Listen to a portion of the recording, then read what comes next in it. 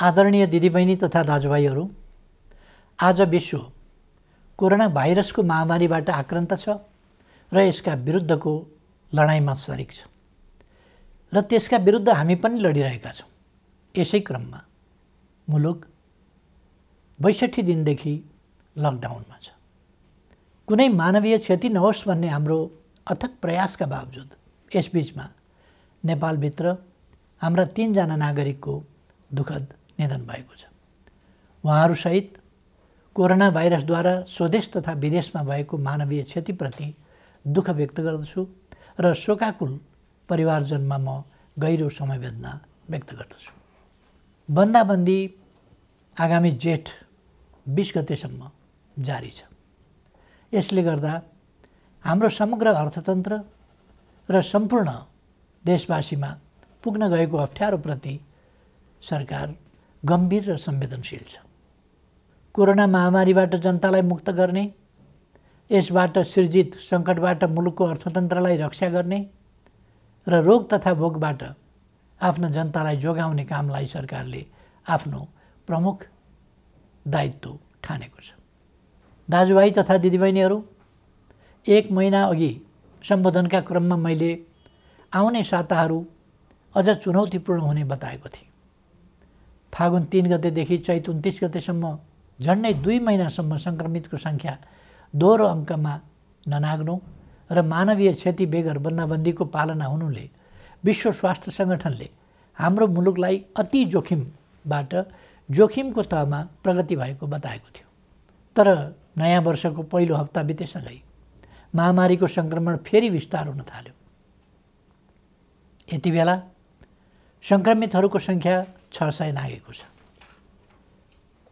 आसन्न जोखिमले हामीलाई थप सजग हुन, अझ उच्च योजनाका साथ सङ्क्रमणलाई नियन्त्रण गर्न र राज्यका सबै अङ्गहरूलाई महसुस हुने गरी अझ चुस्त र प्रभावकारी बनाउन माग गरेको छ।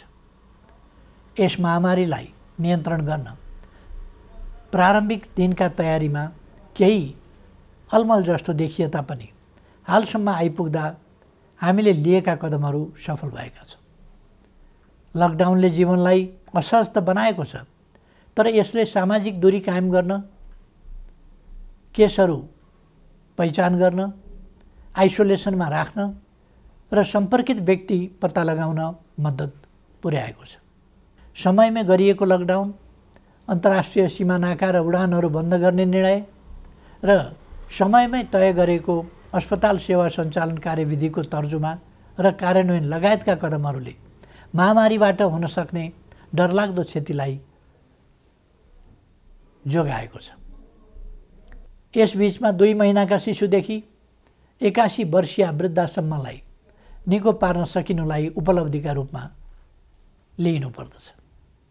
यसरी दक्षिण एसियाका कतिपय मुलुकहरूको तुलनामा नेपालमा महामारी नियन्त्रणको स्थिति प्रभावकारी छ, तर त्यो ढुक्क भएर बस्ने स्थितिमा भने छैन। कोरोना विरुद्धको हाम्रो लडाईँ निकै चुनौतीपूर्ण र लामो छ भन्ने यथार्थप्रति सरकार सचेत छ। आपूर्तिका सीमित स्रोत भएका कारण औषधि र स्वास्थ्य उपकरणको खरिदमा सिर्जना भएका केही अप्ठ्याराहरू हल भएका छन्। एकमात्र प्रयोगशालाबाट सुरु भएको कोभिड-19 को परीक्षणलाई 7वटै प्रदेशसम्म विस्तार गर्दै 20 भन्दा बढी प्रयोगशालाबाट अहिले तीव्र बनाइएको छ। परीक्षणको दायरालाई विस्तार गर्न किट तथा औषधिको प्रबन्ध द्रुत गतिमा गरी यसलाई यथाशीघ्र अझै उन्नत बनाइनेछ।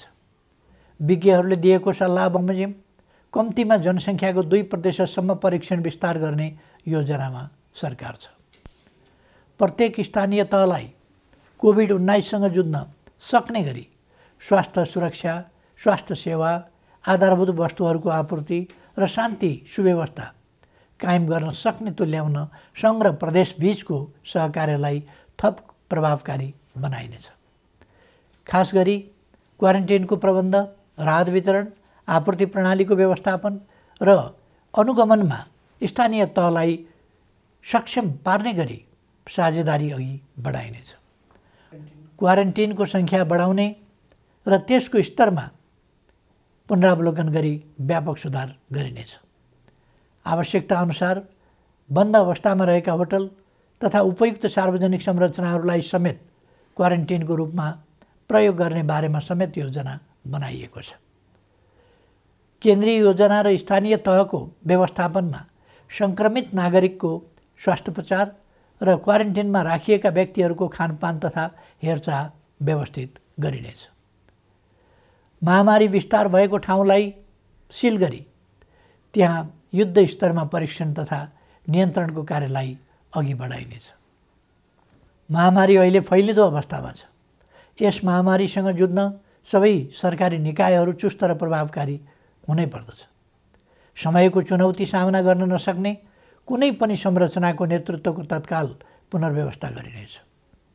राष्ट्रिय सङ्कटको यस घडीमा खेलेको भूमिकालाई नै सम्बन्धित व्यक्तिको मूल्याङ्कनको मुख्य आधार बनाउँदै दण्ड र पुरस्कारको व्यवस्था गरिनेछ। कोरोना महामारी विरुद्ध एकीकृत कमान्ड एवं केन्द्रीय योजनालाई थप प्रभावकारी बनाइनेछ। सङ्घ, प्रदेश र स्थानीय तहबीच कोरोना सङ्क्रमण रोकथाम र नियन्त्रणका क्षेत्रमा जीवन्त सूचना संवाद तथा प्रभावकारी समन्वयका लागि तीनवटै तहमा सम्पर्क व्यक्ति वा निकाय तोकी विद्यमान संस्थागत व्यवस्थालाई अझ चुस्त तुल्याइनेछ। फैलिँदो महामारीप्रति चासो राख्ने र यस महामारी विरुद्धको लडाइँमा कुनै न कुनै रूपमा संलग्न विभिन्न पक्षलाई समेटेर एउटा परामर्शदात्री संयन्त्र छिटै घोषणा गरिनेछ। दिदीबहिनी तथा दाजुभाइहरू, कुनै पनि विषयले कोरोना विरुद्धको जारी युद्धलाई कमजोर पार्न हुन्न भन्नेमा म स्पष्ट छु। मैले पहिले पनि भनेको छु, मानिसका लागि जीवन पहिलो कुरा हो। रोग वा भोग केहीबाट पनि हाम्रा देशवासीको जीवन जोखिममा पर्न नदिन सरकार हदैसम्म प्रयत्नशील रहन्छ। यस कार्यमा सरकार सबै देशवासीबाट आजसम्म प्राप्त सहयोगका लागि आभारी छ र आगामी दिनमा थप रचनात्मक सहयोगको अपेक्षा पनि गर्दछ। अहिले मुलुक बाहिर रहेका नेपालीहरूको घर फर्किने क्रम बढेको छ। मैले नेपालीहरूको ठुलो सङ्ख्यामा कार्यरत रहेका मुलुकका सरकार तथा राष्ट्र प्रमुखसँग गम्भीर संवाद गरेको छु। नेपालीहरूको अप्ठ्यारोमा सहयोग गर्न मैले गरेको आग्रहमा उहाँहरूले निश्चिन्त रहन आश्वस्त पार्नु भएको छ। म उहाँहरू सबैलाई धन्यवाद भन्न चाहन्छु। यसका अतिरिक्त कोभिड-19 को विश्वव्यापी सङ्क्रमणको कारणबाट उत्पन्न असहज परिस्थितिमा स्वदेश फर्कनुपर्ने अवस्थामा रहेका नेपालीलाई स्वदेश फर्काउने व्यवस्था सम्बन्धी विस्तृत योजना सहितको आदेश तत्काल जारी गरिनेछ। विश्वका जुनसुकै कुनामा अप्ठ्यारोमा परेका आफ्ना देशवासीहरूलाई सरकारले समयमै उद्धार गर्छ। समस्याको प्राथमिकता र देशभित्रको तयारीका बीच सन्तुलन मिलाउँदै यो काम छिट्टै सुरु गरिनेछ। सरकार आफ्ना नागरिकप्रति संवेदनशील छ, यसमा निश्चिन्त रहन म सबैमा आग्रह गर्दछु। विश्व स्वास्थ्य सङ्गठनको प्रोटोकल अनुरूप घर फर्कनेहरूको सीमा पार गर्नु अघि अनिवार्य परीक्षण हुनुपर्ने थियो, जसले महामारीलाई समुदाय स्तरमा फैलिनबाट धेरै हदसम्म जोगाउन सक्थ्यो। तर छिमेकी मित्र राष्ट्र भारतबाट अधिकांश घर फर्कनेहरू नियमको पालना र परीक्षण बिना नै अनेक कष्ट झेल्दै ठुलो सङ्ख्यामा सीमा पार गरिरहनु भएको छ। परीक्षणको अभावमा महामारी तीव्र गतिमा फैलिनमा यसले पनि योगदान गरिरहेको छ। स्वदेश भित्रिसक्नुभएका दाजुभाइ दिदीबहिनीहरूले छिटो परीक्षण गर्न, सामाजिक दूरी कायम गर्न, सुरक्षित ढङ्गले क्वारेन्टिनमा रहन र अन्य नियमहरूको पालना गर्न जरुरी छ। यस काममा उहाँहरूलाई आवश्यक सहयोग पुर्याउने थप दायित्व स्थानीय तहको काँधमा आइपरेको छ। यस्तै अवस्थामा जनस्तरमा पारस्परिक सहयोगको आवश्यकता हुन्छ। जनताबीचको आपसी सहयोग र सजगतामा मात्रै कोरोना जस्तो महामारीको सङ्क्रमणलाई नियन्त्रण गर्न सकिन्छ। हामी स्पष्ट हुनुपर्दछ, कोही पनि रहरले मात्र विदेशिएको हुँदैन। कोरोना सङ्क्रमण जो कसैलाई पनि हुनसक्छ, कसैले पनि इच्छाले सङ्क्रमण बोकेर फर्किएको पनि हुँदैन। कसैको पनि बोली र व्यवहारबाट घर फर्किएकाहरूको आत्मसम्मानमा चोट नपुगोस् भन्नेमा सचेत रहन म सबै देशवासीहरूलाई आग्रह गर्दछु। घर फर्किएका सबै दिदीबहिनी दाजुभाइहरूलाई आफ्ना कारणले आफ्नो परिवार, छरछिमेक तथा समुदायमा महामारी नफैलियोस् भन्नेमा सतर्क रहन र चिकित्सक तथा प्रशासनको सल्लाह बमोजिम स्वास्थ्य सम्बन्धी अन्य नियमहरूको पालना गर्न अनुरोध गर्दछु। अप्ठ्यारो बेलामा केही तत्त्वहरू जनतामा भ्रम फिजाएर आफ्ना अलग स्वार्थ र उद्देश्यहरू पुरा गर्न सक्रिय हुन सक्दछन्। यसरी जनतालाई भ्रमित गर्दै समाजमा असन्तोष फैलाउन उद्धत गैर जिम्मेवार तत्त्वहरूको बहकावबाट सतर्क रहन समेत आह्वान गर्दछु। विश्वव्यापी प्रवृत्ति र हाम्रो मुलुकमा त्यसको प्रभावलाई हेर्दा यस महामारीको सङ्क्रमण अझै केही अवधि जारी रहने देखिन्छ। समुदायमा सङ्क्रमण थप विस्तार हुन नदिन आवश्यक सावधानीका साथ केही नयाँ कदमहरू चालिनेछ। महामारीका कारण माध्यमिक शिक्षा परीक्षा एसईई सञ्चालन हुनुभन्दा 2 दिन अगाडि स्थगित गर्नु परेको थियो। यो परीक्षा सञ्चालन हुन नसक्दा लाखौँ विद्यार्थी अहिले अन्यलमा छन्। अहिले तत्काल परीक्षा सञ्चालन गर्न सकिने अवस्था पनि विद्यमान छैन। तसर्थ एसईईका परीक्षार्थी विद्यार्थीहरूको सिङ्गो शैक्षिक वर्ष खेर जान नदिन शिक्षा, विज्ञान तथा प्रविधि मन्त्रालयले छिट्टै आवश्यक प्रबन्ध मिलाउनेछ। आवश्यक नीतिगत व्यवस्थासहित मन्त्रालयले भर्चुअल कक्षाको समेत प्रयोग गरी सबै विद्यालयहरूमा नयाँ शैक्षिक वर्ष अन्तर्गतको पठन पाठन सञ्चालनको काम अघि बढाउनेछ। कोरोना भाइरस महामारीको जोखिम न्यून गर्दै आवश्यक आर्थिक क्रियाकलापलाई सुचारू गरिनेछ। सरकारको नीति तथा कार्यक्रममा जोड दिइए अनुरूप खेतीपातीको याम खेर जान नदिन सामाजिक दूरी र आवश्यक परहेजलाई ख्याल गरी कृषि कार्य अघि बढाइनेछ। समुदायमा सङ्क्रमण फैलिन नदिन मानिसको आवागमनलाई आवश्यक मात्रामा सीमित गर्ने गरी प्रशासनिक कडाइलाई भने कायमै राखिनेछ। कोरोना महामारीका कारण थपिन सक्ने गरिबी र बेरोजगारीलाई समाधान गर्न कृषि क्षेत्रको अहम भूमिका हुने कुराप्रति सरकार सचेत छ।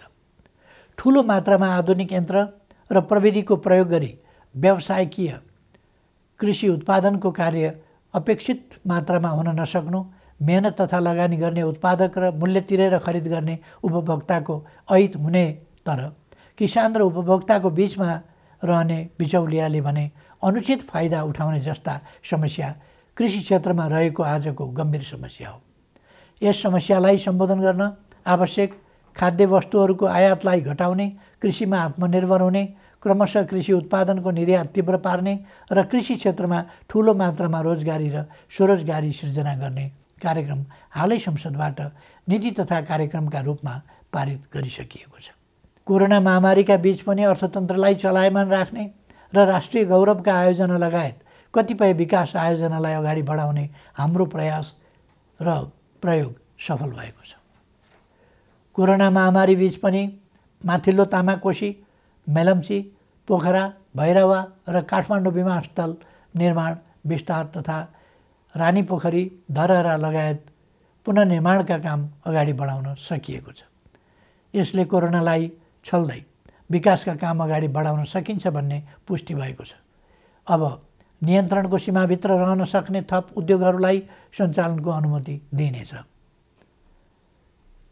काममा आउने आफ्ना श्रमिकलाई समुदायमा छ्यासमिस नहुने प्रबन्ध गर्ने शर्तमा जुन जुन जिल्लाका श्रमिक हुन् तिनीहरूलाई पहिले कोरोना परीक्षण गरी प्रशासनको निगरानीमा उद्योग व्यवसाय सञ्चालन हुने स्थानमा ल्याउने प्रबन्ध मिलाइनेछ।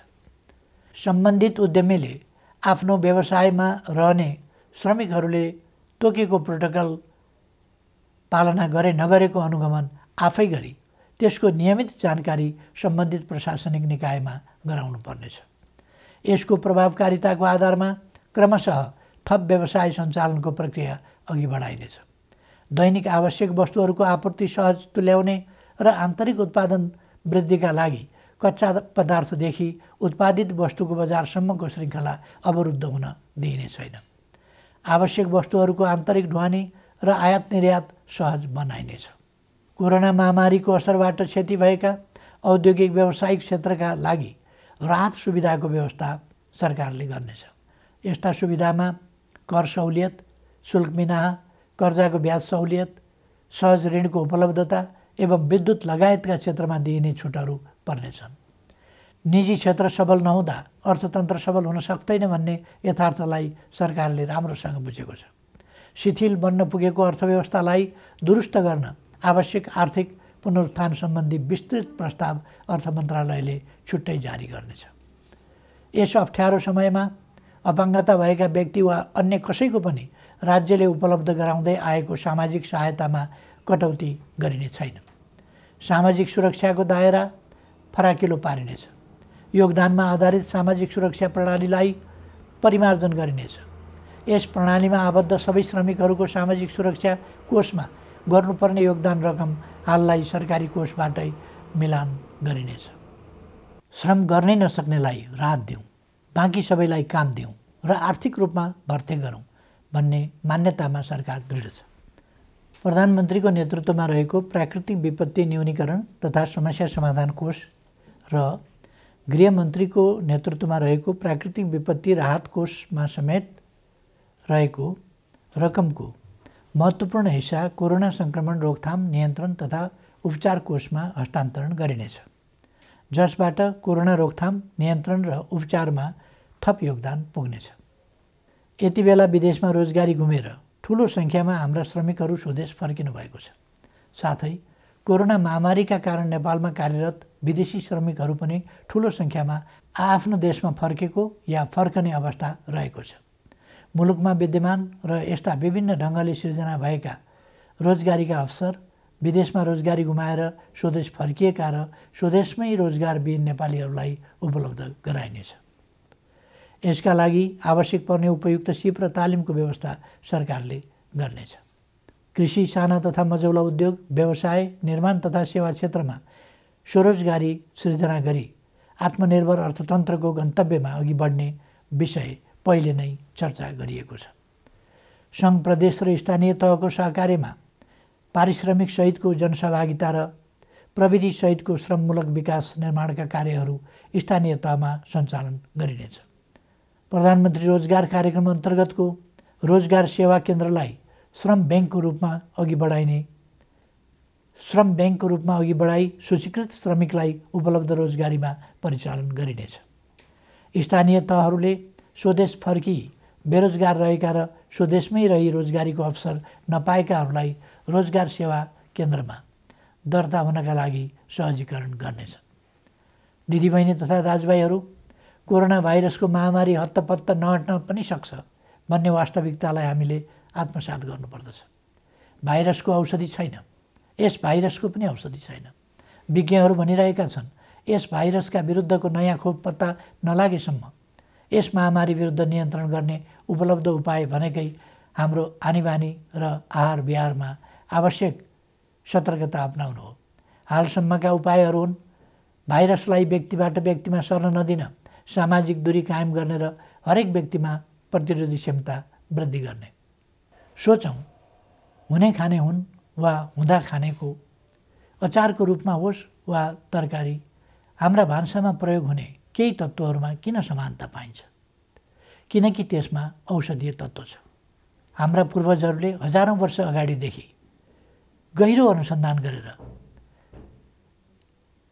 प्रचलनको रूपमा अगाडि सारेका, हाम्रो भान्सामा प्रयोग हुँदै आएका ती औषधीय तत्त्वले रोगको प्रतिरोध क्षमता बढाउन बल पुर्याइरहेका छन्। तसर्थ निरोगी नेपाल निर्माणका लागि 5 कार्य गर्न आग्रह गर्दछु। पहिलो, यस महामारीसँग लड्दै निरोगी नेपाल निर्माणमा आफूलाई तयार राख्न उपलब्ध आहारलाई स्वच्छ र सन्तुलित बनाऊ। दोस्रो, लकडाउनको समयमा उपलब्ध फुर्सदलाई स्वस्थ रहन उपयोग गरौँ। शारीरिक र श्वास प्रश्वासको चुस्तताको लागि घरैभित्र व्यायामलाई निरन्तरता दिउँ। तेस्रो, भाइरस फोहोरमा रमाउँछ। आफ्नो शरीर र वासस्थान दुवैको सरसफाइमा एकदमै ध्यान दिउँ। चौथो, स्वस्थ रहनका लागि पर्याप्त आराम आवश्यक छ, यसमा ध्यान दिउँ। पाँचौँ, उच्च मनोबल कायम राखौँ। भय र त्रास, चिन्ता र आशंकाले रोगव्याधिका विरुद्धको लडाइँमा कमजोर तुल्याउँछ। कोरोना भाइरसबाट जीवन गुमाउनेको सङ्ख्या प्रतिशतमा हेर्ने हो भने हामीले सामान्य ठानेका मौसमी रुगाखोकीबाट मर्नेको भन्दा कम छ भन्ने त तथ्याङ्कले नै बताएको छ। नबोलौँ, हरेक चुनौतीको सामना गरेर नै मानव जाति आजको स्थानमा आइपुगेको हो। मानव जातिले सभ्यताको इतिहासमा असाधारण प्रतिकूलताहरूको सामना गरेको छ।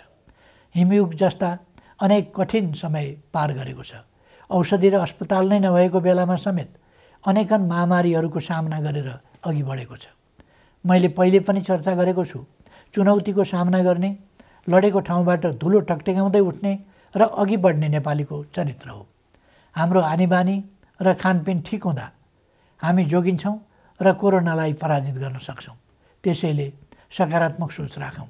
सरकारले यसलाई निरोगी नेपाल निर्माण अभियान भनेको छ।